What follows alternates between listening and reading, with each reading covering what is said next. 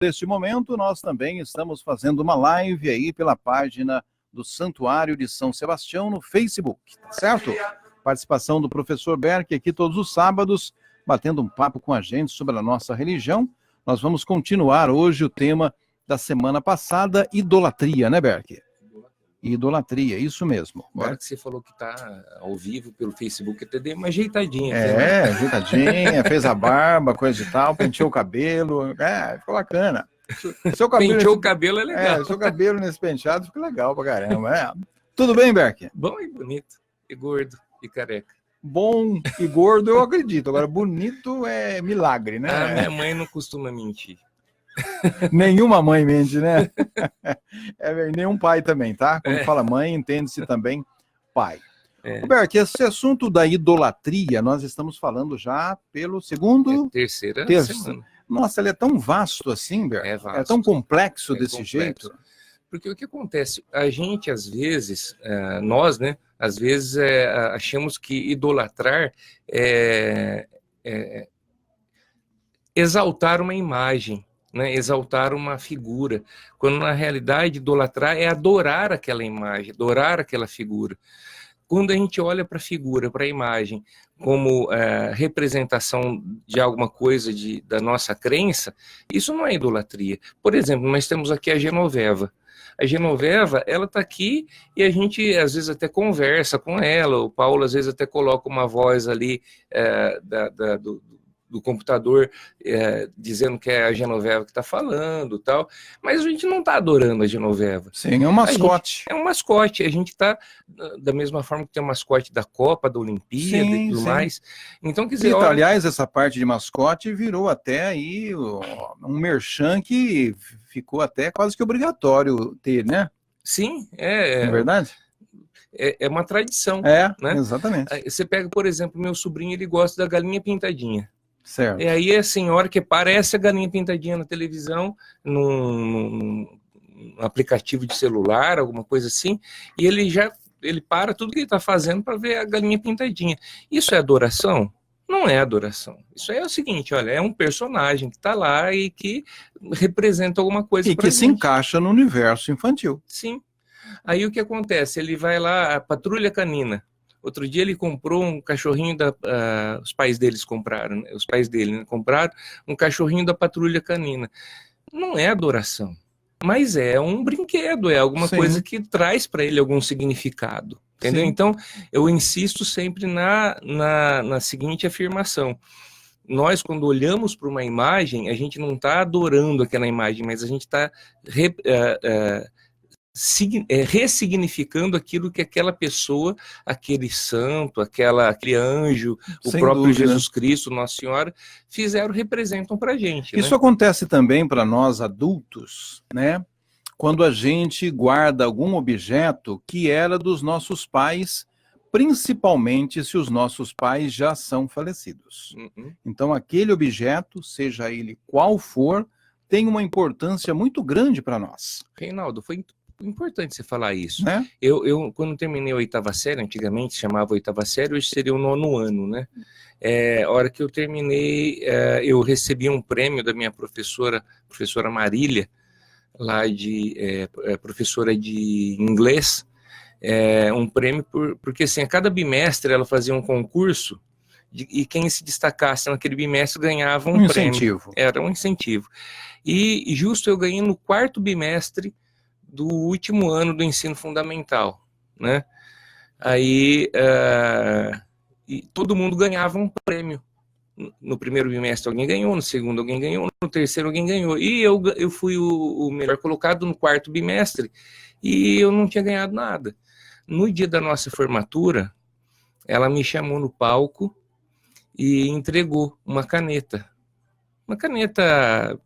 metálica, né? Daquelas, assim, de um lado era caneta, do outro lado era lápis, alguma coisa assim. E me chamou lá no palco para poder receber. Então, para mim, aquilo lá foi muito marcante. Quando a gente tem o quê? 14 anos, 13 anos, quando termina a 8ª série, né? É uma transição perigosa.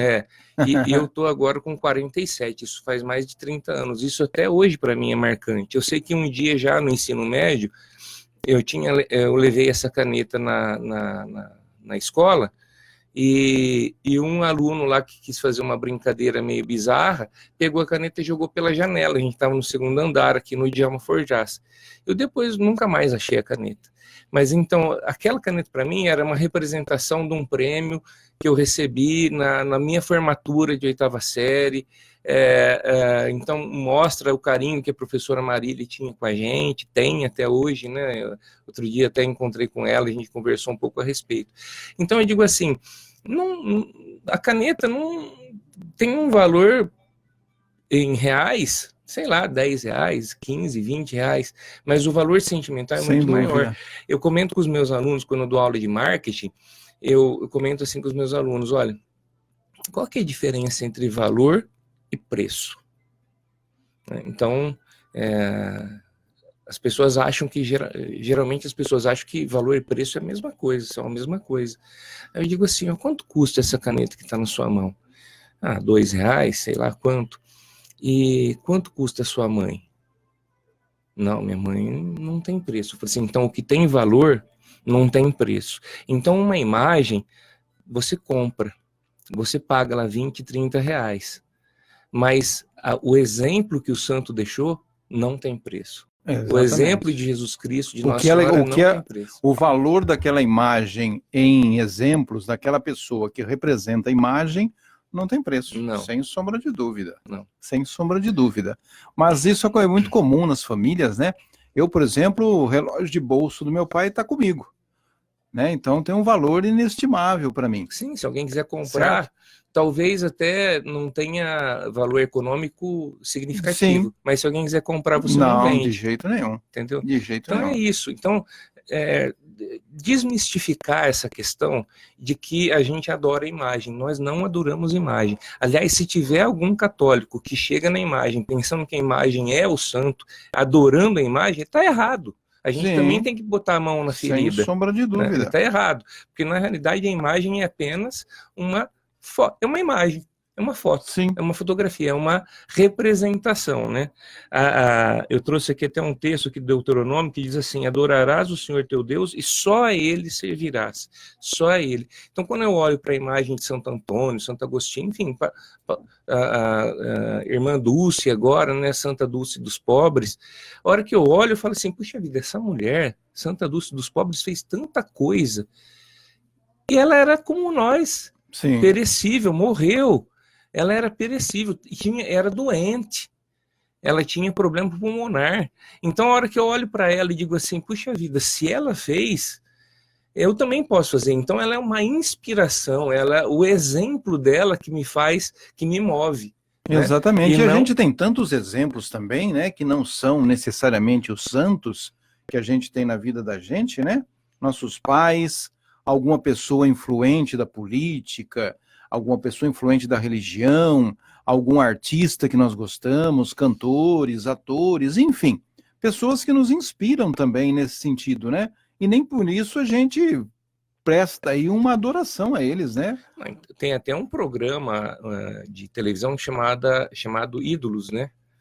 Quer dizer, a hora que você fala que um programa de televisão chama-se Ídolos, você está dizendo assim, tem gente que idolatra pessoas vivas, né?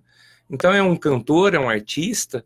Então, idolatrar é muito ruim, porque a única pessoa que merece ser idolatrado é a Santíssima Trindade. Sim. Só, nem os santos. Exato. Nem os santos devem ser idolatrados. Porque não são ídolos, né? Não. Não são ídolos. Agora, eu falo assim, não, eu sou seu fã, né? Porque você é meu ídolo. Não. Eu sou seu fã porque você é uma pessoa que representa aquilo que eu acredito, exatamente, aquilo que eu gosto. Admiro como você admiro o que você faz, admiro o que você pretende fazer. Isso está dentro da natureza humana, sem dúvida. Aliás, nós caminhamos desse jeito, né? É um rumo que a nossa vida humana tem, a gente se espelhar em alguém que deu certo em determinada circunstância da vida, e você quer mais ou menos fazer igual, você tem uns exemplos. Olha, eu quero fazer isso e sei que o fulano lá fez, eu vou pedir uma ajuda para ele, eu vou pedir uma orientação para ele, né? É mais ou menos por aí.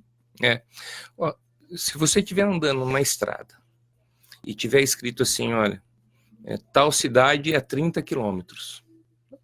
Você está indo para a praia, por exemplo, né? Santos a 30 quilômetros.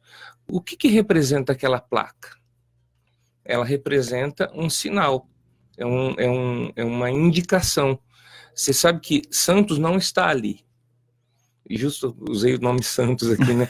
Vamos usar a Praia Botucatu, Grande. pronto. Botucatu. Botucatu a 30 quilômetros. Aquela placa não é Botucatu, mas ela indica que Botucatu está próximo. Né? Qual é a distância que você está de Quanto Botucatu? tempo falta para você chegar em Botucatu? Então, quando você olha para a imagem, não é o santo, não é Deus, não é Nossa Senhora, é a indicação de que ele está próximo da gente. Exatamente. Né? Então, de que o caminho para Deus, um dos caminhos para Deus é ele. É seguir aquela indicação. É uma seta. É uma seta. Um dia eu comentei isso com o padre Luiz Fabiano. Eu disse para ele, padre, eu tenho a impressão, na minha visão leiga e humilde, de que os padres são para nós setas, sempre apontando Jesus Cristo. Aí ele virou e falou assim para mim, se o padre não for uma seta, ele não é um padre. Exatamente. Da mesma forma que o professor, né? Sim. O professor para o aluno, ele é uma inspiração. Outro dia encontrei com uma aluna minha que ela disse assim, olha, eu me lembro que um dia você falou tal coisa, e isso já faz, eu tô na carreira de professor já desde 94, então dei aula para o seu sobrinho, são 25 anos de cátedra. Se não fosse a reforma, já estaria aposentado. Mas com a reforma... eu fiz as contas só com 74 anos. Então... Puxa vida, vai estar de bengala e cadeira de roda. Não, talvez esteja já no funeral. Enfim, não. Um abraço para a dona Maria Aparecida Costa Valente, vendo a gente, Paulinho Carvalho também. Obrigado, dona Maria, um abraço para a senhora. Dona Maria Costa Valente, quanto tempo que eu não a vejo, viu? Saudade. Professora também, né? Professora Professora então, também. Eu digo assim, olha, aí uma aluna chegou e disse assim, olha, eu me lembro que você falou tal coisa em tal época, e nem eu mais me lembrava. O alemão já chegou por aí, né? O Alzheimer. Então, nem eu mais me lembrava. Então, falei assim, a gente indica caminhos, né? Sim. Ao mesmo tempo que a gente, às vezes, também pode atrapalhar. Vai depender da nossa conduta, né? Então, se você for um professor que é exemplo, né? Como a dona Maria Costa Valente, é um exemplo. Uma pessoa assim que eu fiz curso com ela lá na sede paroquial. Isso eu tinha... 1998, isso faz mais de 20 anos, e me lembro até hoje das palavras dela. Você tá falando a idade dela, ela vai achar ruim com você. Não, eu tô falando da minha também, mas enfim, eu me lembro até hoje das palavras que ela disse lá no curso que a gente fez. Então eu acho que é muito legal a gente Sem dúvida. Esse exemplo. Eu fiz o caminho da fé.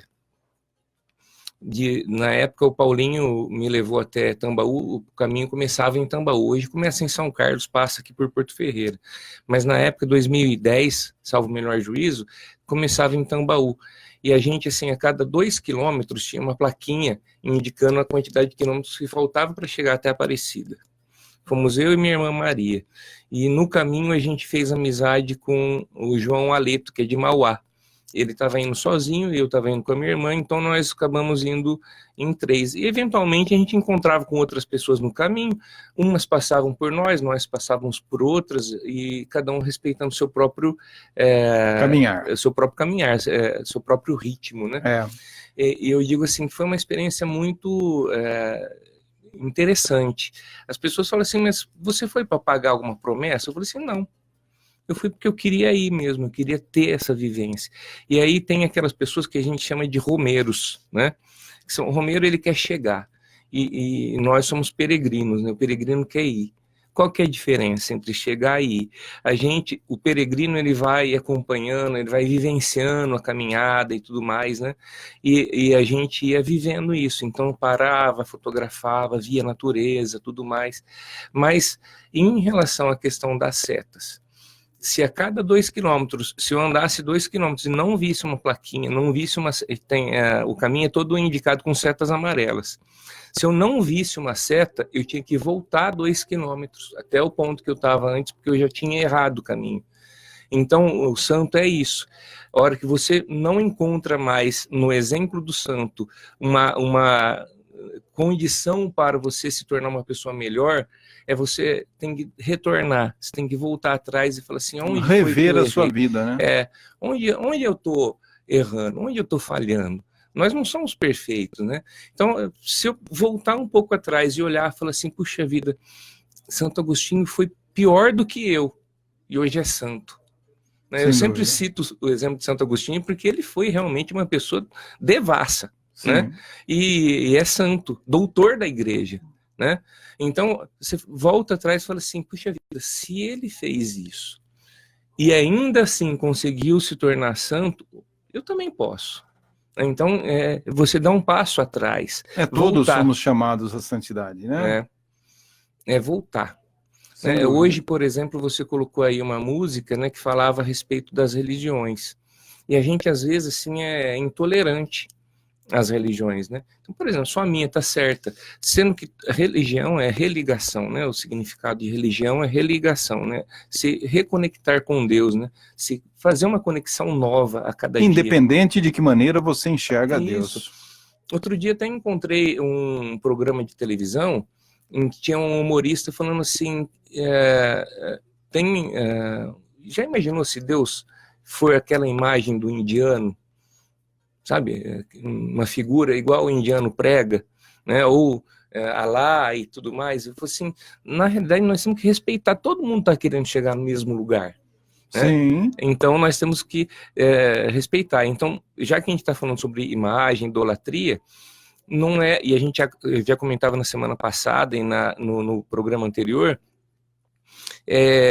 que as imagens, elas são uma representação. Na realidade, a gente não sabe exatamente como eram os santos, a não ser esses santos mais contemporâneos, né? Mais recentes, que a gente tem aí a imagem deles na televisão, em fotos e tudo mais. Mas, assim, pensar que ninguém está totalmente certo em relação à religião, nem nós católicos. Nem nós. A gente também tem uma crença, eu acredito muito na religião que eu sigo, que eu vou, que eu frequento, mas a gente tem que também respeitar a opinião dos demais, né? Sem dúvida. Na Pastoral da Criança, por exemplo, a gente faz um processo de espiritualidade que a gente chama de mística. Na Pastoral da Criança, a gente não sabe qual que é a religião de cada um. Nós temos membros da pastoral que são líderes e são voluntários, e a gente não sabe, eles estão lá frequentando, aliás, a Pastoral da Criança é uma pastoral ecumênica, é um órgão social da CNBB. Então, o que acontece? A gente não sabe qual é a religião de cada um, não sabe, não é requisito, pré-requisito. Porque não é o foco do trabalho da Pastoral da Criança, né? O foco são as crianças, de preferência, as menos favorecidas. Isso, até 6 anos. Nosso lema é baseado no Evangelho, né? Assim, para que todas as crianças tenham vida e tenham em abundância, né? Então, no Evangelho, diz que para que todos tenham vida e tenham em abundância. E a gente acrescentou para que todas as crianças tenham vida e tenham abundância. Eu acho que a gente até errou. Quando a gente instituição pastoral da criança, quando colocou isso, porque quando a gente mira na criança, a gente acerta a família. Então, quando você muda a vida da criança, você tem que mudar a vida da família inteira para a criança poder ter uma vida melhor. Não tem como, né? Não tem jeito de desvencilhar isso, né? E aí o que acontece? E as famílias que são atendidas, se entre os líderes, os voluntários, a gente não faz acepção de crença, de fé, né, de religião, muito menos em relação à questão das famílias acompanhadas, né? Então, nós temos famílias acompanhadas que, às vezes, a gente até percebe que é de uma religião e de outra, tal, mas a gente percebe pelo jeito da pessoa de ser. Né? Sem dúvida. Mas a gente não pede, não coloca nenhum controle em relação a isso. Aí o que acontece? A gente faz a mística. E na mística a gente pede para cada um se manifestar em relação àquilo que gostaria de pedir para que acontecesse durante as nossas reuniões. São reuniões mensais, né? A celebração da vida, reuniões com a família. Por exemplo, amanhã de manhã nós teremos lá no Cristo. São reuniões com as famílias que acontecem mensalmente. Mas a gente tem também reuniões entre os líderes, que são chamadas de RRA, que é reunião de reflexão e acompanhamento, né? E avaliação, perdão. E tem também as visitas que nós fazemos às casas. né? E aí o que acontece? Na celebração da vida, a gente faz a mística, e a gente pede para que cada um se posicione, que se coloque aquilo que está sentindo e tudo mais. E a gente percebe que aquilo tudo é muito verdadeiro. Então, se a gente chegasse lá e falasse assim, não, vamos rezar um Pai Nosso, uma Ave Maria, e a gente também faz isso, né? Mas, por exemplo, tem um evangélico ali. A hora que, se você propõe de fazer uma oração da Ave Maria, ele vai se sentir constrangido de não acompanhar, e nós vamos nos sentir constrangidos de tentar impor uma regra que é dos católicos, vamos dizer assim, né? Então, a gente prefere deixar a mística, que é essa questão da oração voluntária, onde cada um põe aquilo que está sentindo e tudo mais, e é muito emocionante. Talvez mais emocionante do que a oração formal. Então, veja, a possibilidade da gente estar fazendo evangelização sem ter que estar pregando uma religião especificamente. Específica, é verdade. E isso deveria valer também em relação às imagens, né? O nosso assunto, idolatria, está dentro do contexto justamente por causa disso. Se você respeita, no que você citou agora, os tipos de orações que várias religiões têm, deveríamos também estar respeitando tudo aquilo que envolve a religião. No nosso caso, católico, apostólico, romano, a questão das imagens dos nossos santos e também imagem de Jesus Cristo, de Maria. Nós devemos ser respeitados por conta de ter essa referência que são as imagens, e a gente também deveria respeitar mais outras correntes religiosas. Por exemplo, quando vieram os escravos africanos, eles tinham uma religiosidade própria, né? E aí o que acontece? Os brancos europeus, né, que ocupavam aqui o nosso país, né, ocupam até hoje a gente, né? Nós somos invasores, né? Sim. Na realidade, né? Nós não somos descobridores, a gente invadiu um lugar que já tinha sido descoberto, porque já tinha gente aqui. Verdade. Né? Mas enfim, nossos antepassados não aceitavam a religiosidade dos africanos. Aí o que eles fizeram? Pegaram as imagens dos santos e deram a essas imagens, um significado que era da religião deles, de origem lá da África. Então, a hora que você pega, por exemplo, Iemanjá, é Nossa Senhora, né? Nossa Senhora das Candeias. Então, a hora que você pega e fala assim, Iemanjá, é Nossa Senhora. E aí fala assim, puxa vida, mas eles fizeram um negócio errado, que é dar um nome diferente para uma imagem. A famosa enculturação. Enculturação. Né? Aí eu falo assim, mas puxa vida, eles não tinham outra alternativa. Bom, primeiro que eles não tinham vez nem voz, eles eram escravos. Eles tinham que fazer o que era mandado fazer. Sim. Né? E além disso, tiraram-lhe o pouco que eles tinham, que era, no caso aí, vamos colocar assim de maneira geral, a fé. A fé que eles tinham no Deus deles, que por que não? É o mesmo Deus da gente. Só que adorado, aí sim, adorado, pode adorar, porque é Deus de maneira diferente. Sim. A mesma coisa acontece com as outras religiões, né? Com o islamismo de verdade, né? O islamismo, os muçulmanos, acontece com o budismo e vai por aí afora. Por que não? Não é verdade? Reinaldo, no final das contas, o destino é o mesmo. Sim. Certo? E outro dia eu conversava com um amigo meu, um grande amigo meu que é ateu, e ele dizia assim, o dia que eu tiver a prova de que Deus existe, eu passo a acreditar. Eu falei assim, então você não vai acreditar, porque a prova é fé. Mas eu disse assim, se eu tiver que dar uma prova, eu vou te dar um exemplo. Todo gatinho, vou dar um exemplo do gatinho, mas poderia ser um outro animal. Ele nasce, ninguém ensinou ele a cobrir o cocô, por exemplo, né, o xixi que ele fez, mas ele vai lá na areia e ele cobre. Isso nasceu com ele.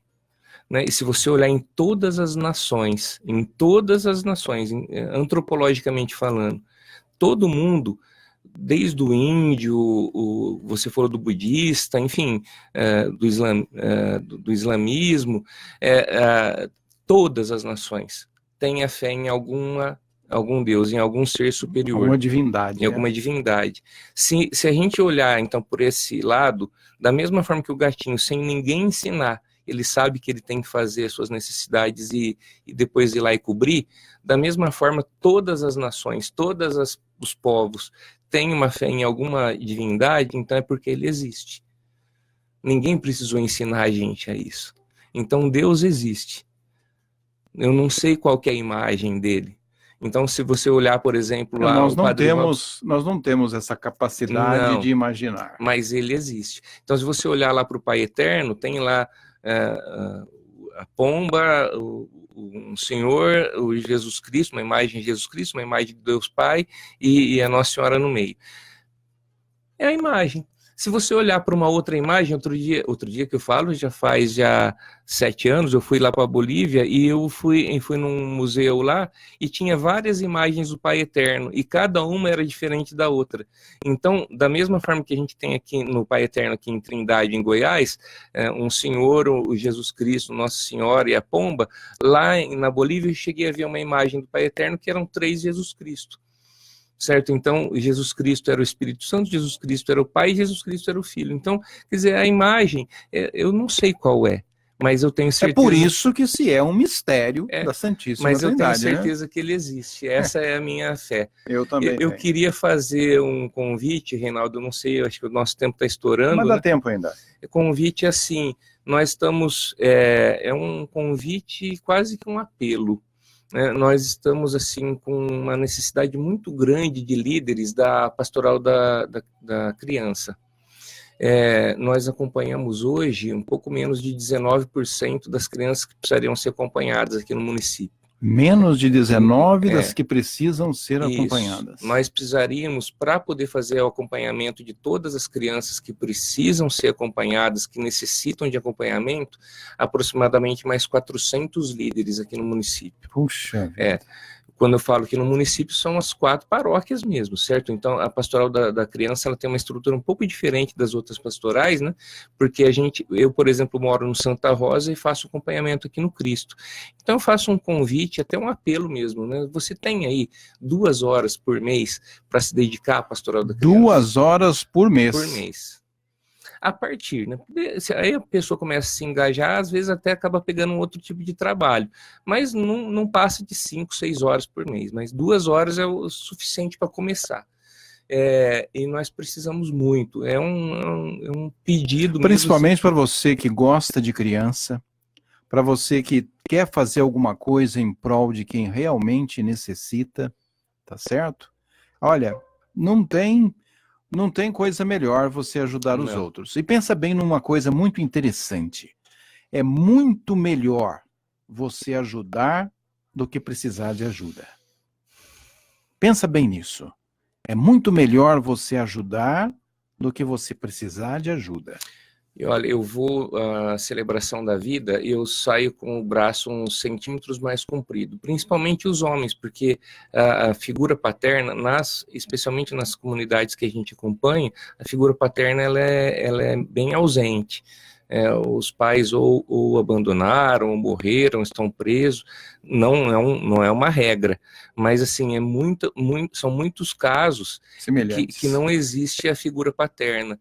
E a hora que a gente chega lá, eu falo assim que eu saio com o braço um pouquinho mais comprido, de tanto que as crianças pulam na gente, é muito gostoso. Eu que não sou pai ainda, tenho esse prazer de estar podendo fazer esse trabalho. Então, eu faço convite. Eu achei, quando eu comecei na pastoral, 18 anos atrás, eu achei que eu ia fazer o bem para os outros. Eu acho que até faço, mas a pessoa que mais eu ajudo é a mim mesmo quando estou lá. Sem então dúvida. É muito bom, você está sendo convidado, você que queira participar, está sendo convidado. Aliás, se quiser já ir amanhã nós temos encontro da pastoral às 9 horas da manhã, lá na comunidade do Cristo Redentor, lá na Praça Padre Cônego Pavese, né? Fica feito convite, das 9 às 10h30, 11 horas mais ou menos, aí a gente já faz um acompanhamento, você vai lá, conhece, não precisa se preocupar que vai fazer alguma coisa, vai lá para conhecer amanhã. Exatamente. Né? Depois, se gostar, engaja e aí começa a fazer algum trabalho. Fazer um suco, ajudar na pesagem, ajudar nas brincadeiras, enfim. Tem bastante coisa para ser feita. Bater um papo, dar o ombro para as pessoas, isso é muito importante. Sem dúvida. Valeu, gente, muito obrigado. Obrigado, Reinaldo, pela oportunidade da gente estar aqui, de fazer essa divulgação da Pastoral da Criança. Saúde e sucesso para todo mundo. A gente volta a se falar no próximo programa. Obrigado para você que nos acompanhou através da live também aqui na nossa página na internet aí do nosso Santuário Diocesano de São Sebastião. Obrigado aí pelo carinho da audiência. Nós vamos encerrar aqui porque senão o Facebook aqui corta o nosso